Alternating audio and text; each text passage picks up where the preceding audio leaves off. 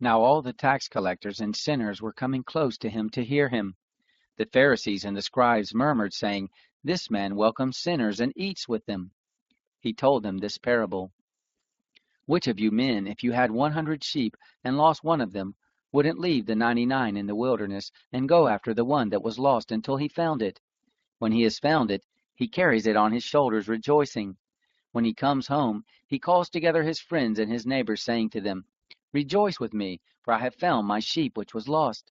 I tell you that even so there will be more joy in heaven over one sinner who repents than over 99 righteous people who need no repentance.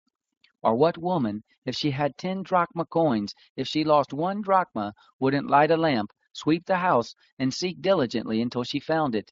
When she has found it, she calls together her friends and neighbors, saying, "Rejoice with me, for I have found the drachma which I had lost." Even so, I tell you, there is joy in the presence of the angels of God over one sinner repenting. He said, "A certain man had 2 sons. The younger of them said to his father, 'Father, give me my share of your property.' He divided his livelihood between them. Not many days after, the younger son gathered all of this together and took his journey into a far country. There he wasted his property with riotous living. When he had spent all of it, there arose a severe famine in that country, and he began to be in need. He went and joined himself to one of the citizens of that country, and he sent him into his fields to feed pigs. He wanted to fill his belly with the husk that the pigs ate, but no one gave him any.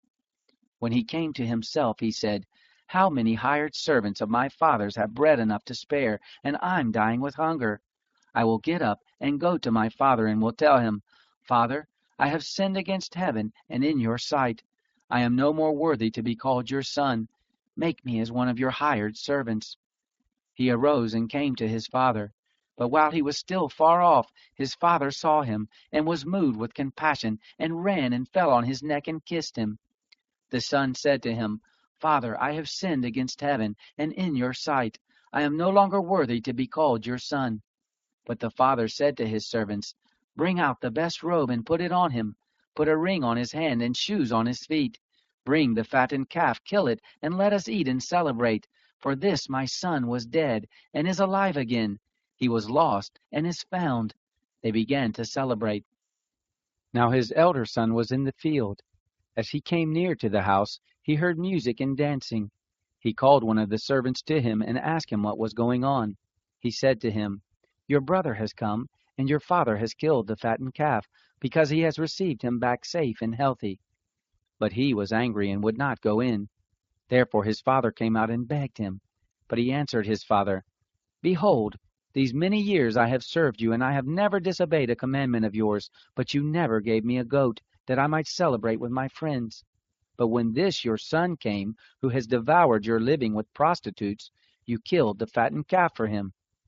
He said to him, 'Son, you are always with me, and all that is mine is yours. But it was appropriate to celebrate and be glad, for this your brother was dead and is alive again. He was lost and is found.'